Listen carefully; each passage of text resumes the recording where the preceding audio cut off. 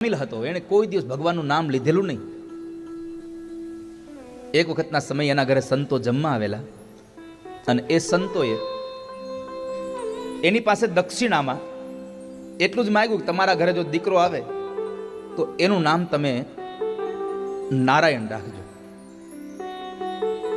નારાયણ નામ રાખજો એટલું કહ્યું. એટલે કીધું ભલે વાંધો નહીં, રાખી દેશું.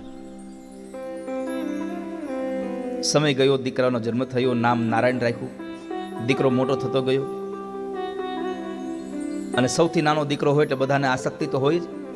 નારાયણ નારાયણ આખો દિવસ બોલ્યા કરે. એમાં એક વખતના સમયે અજામિલ સૂતો હતો અને યમના દૂતોએ એના પગ પકડ્યા અને સામે જ્યારે કાળને જોઈ ગયો, આંખો ફાટી ગઈ. શું કરવું હવે? એટલો ગભરાઈ ગયો અને એને સૂર લાગી ગયા. ભગવાનને જોઈ, દૂતોને જોઈને ડરી ગયો.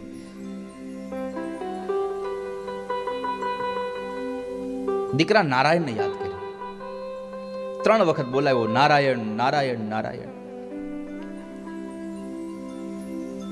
જ્યારે નારાયણ નારાયણ શબ્દ ઉદ્ગાર થયો, આંગણામાં રમતો તો એ દીકરો ન આવ્યો, પણ ભગવાન નારાયણે પાર્ષદોને મોકલી દીધા, જાઓ આ અજામિલે મને યાદ કર્યો છે. ભગવાનના પાર્ષદો આવી અને યમના દૂતોને કહે તમે આને મૂકી દો. યમના દૂતો કહે છે કે તમે શું કામ આવ્યા? આણે તમારું નામ તો કોઈ દી લીધું નથી ભગવાનનું. અરે હમણાં લીધું એને, હમણાં 3 વખત નારાયણ નારાયણ બોલ્યો. ત્યારે યમના દૂતો કહે છે કે તમારું નારાયણ નહીં, એણે એના દીકરા નારાયણને બોલાવ્યો છે. ભગવાનના પાર્ષદો કહે છે એનો દીકરો નારાયણ હોય તો ભલે, અને અમારા નારાયણનું નામ લીધું તો ભલે, નામ નારાયણ હતું ને. નામ માત્રથી અજામિલના પગ છોડાવ્યા. દીકરાને યાદ કર્યો તોય ભગવાનના પાર્ષદો આવી ગયા. જો ભગવાનને પ્રેમથી યાદ કર્યા હોત તો નકર ક્યારેય કોઈ દાન પુણ્ય નહોતું કર્યું. અજામિલ કર્મ ક્યા કીન્હા, નહીં કछु દાન ભી દીના. અજામિલ કર્મ ક્યા કીના, નહીં કछु દાન ભી દીના, નહીં કछु દાન ભી. જેની પાસે કથા કીર્તનની બુક છે, જેને લીધી છે અહીંયાથી, ભારતથી, જ્યાંથી પણ લીધી હોય. હું તો આ વખતે બાપની પહેલી વાર લાવ્યો, હું કે લાવું જ નહીં સાહિત્ય કોઈ દી કઈ, પણ આ વખતે હું પહેલી વાર આ છોકરાઓ કે આપણે બુક બધાને જોતી તો લેતા જઈએ. તો લોકો ભજન ગાય આપણા નીકળ્યા પછી 39માં પેજ ઉપર આ ગીત છે. જેની પાસે કથા કીર્તનની બુક છે 39માં પેજ ઉપર છે, 39 મળી ગયું હે ને.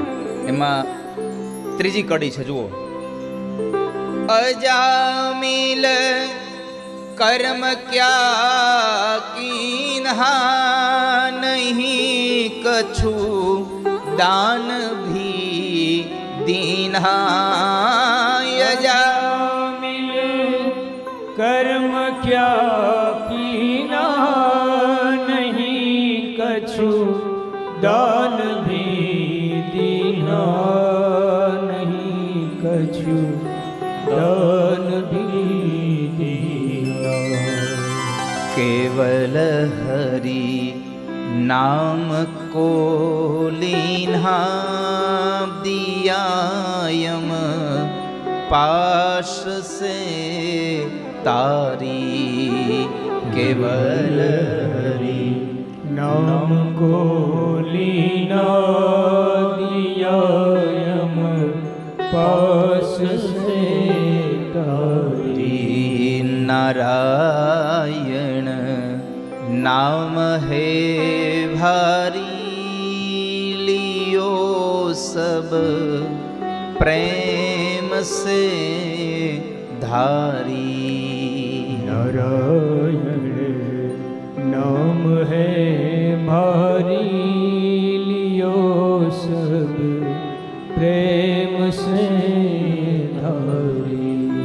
महिमा नाम को भारी अधम को टी दिए तारी। महिमा नाम को भारी अधम को ટીએ તારી। આ બુક ક્યાં મળે છે? ટેબલ અહીંયા ઓકે. આપ સૌને ખાલી જાણ છે મારી કે કદાચ આપ અહીંયા હું જેટલા પદો ગાઉં છું ને અહીંયાથી એ બધા જ પદો મેં આમાં આપવાનો સમય એક ભાવ રાખ્યો છે. એટલે આપને કોઈને પણ આ બુક જો લઈ જવી હોય તો અહીંયા રાજન દાદા પાસેથી આપ લઈ શકો છો. શું વ્યવસ્થા છે એને ખબર છે? મને કશું ખબર નથી. હા, એટલી ખબર છે કે લોકો બુક લઈને આવ્યા છે આ વખતે. હું આ ત્રીજી વખત લંડનમાં આવ્યો, પહેલી વાર લાવ્યા છે. મહિમા નામ કો ભારી, નામનો મહિમા બહુ છે. અને ભગવાનના પાર્ષદો એને છોડાવ્યા પછી તો અજામિલનું આખું હૃદય પરિવર્તિત થઈ ગયું અને ભગવાનના એ દશમસ્કંદના પાઠ કરતો કરતો ભગવદમય બની ગયું. એકમાત્ર નામ લીધું અને ઉદ્ધાર થઈ ગયો. એટલે તો આપણા વડીલો જુઓ નામ એવા જ રાખતા. પહેલા પુરુષોત્તમભાઈ, મોહનભાઈ, ગોવિંદભાઈ, ગોપાલભાઈ. અને 80 વર્ષના 90 વર્ષના બને તે કેવું કહેવાય? એ ગોપાલ બાપા ઘરે હાલો, આવું બોલાવતા લાગ આવે. અત્યારે પિન્ટુ બાપા,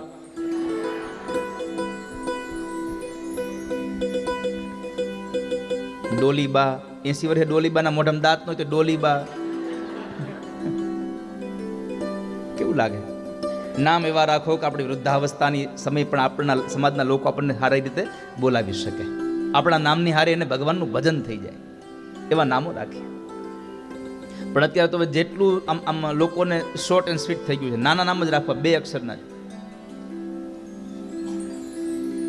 તો નામનો મહિમા ષષ્ઠમ સ્કંદમાં બતાવ્યો. નારાયણના નામનું કવચ રાખો. ગળામાં ભગવાનના નામનું તાવીજ પહેરો ને, ગળામાં ભગવાનના નામનું માદળિયું બનાવીને પહેરો, એના કરતા એ જ ભગવાનનું નામ તમારી જીભ પર રાખો. પ્રભુ મુદ્રિકા મેલી મુખ માહી જલ્દી લાંઘ ગઈ અચરજ નાહી. ભગવાનના નામને તમારી જીભ માથે રાખશો તો સામે પાર લાગી જશો. વાલા ભક્તો, ગળામાં પહેરવું એના કરતા મોઢામાં રાખો, મનમાં રાખો. પછી તો પરમાત્માના ભજન થકી, નામ થકી સૌ ઉગરી ગયા. નારાયણના કવચનો પાઠ કરે અને ઇન્દ્ર વૃત્રાસુરથી બચી જાય. પણ વૃત્રાસુર એટલે ભગવાનનો ભક્ત, એક વૈષ્ણવ. અને શું વૃત્રાસુરે 4 શ્લોક ગાયા છે. શ્લોકો તો બહુ ગાયા વૃત્રાસુરે, પણ 4 શ્લોકની જે સ્તુતિ છે એની ભગવાનની, ધર્મ અર્થ કામ અને મોક્ષ. આ સંસારનો કોઈ પણ જીવાત્મા પરમાત્માની સ્તુતિ કરે આ 4 વસ્તુને મેળવવા માટે, ધર્મ અર્થ કામ અને મોક્ષ. એમાં આપણે વચ્ચેના 2 ઉપર વધારે પ્રાધાન્ય હોય, કામ અને અર્થ ઉપર. મોક્ષની ઈચ્છા ઓછી હોય, ધર્મની ઈચ્છા ઓછી હોય. પ્રાધાન્ય 2 ઉપર હોય, કામ અને અર્થ. તો 4 શ્લોકોમાં સ્તુતિ કરી એ અજામિલે ભગવાનની. એમાં અર્થ માટે, અર્થ એટલે કે પૈસો. વૈષ્ણવનો પૈસો શું? ભગવાનની ભક્તિ. એ જ આપણું ભગવાન, આપણું નાણું છે.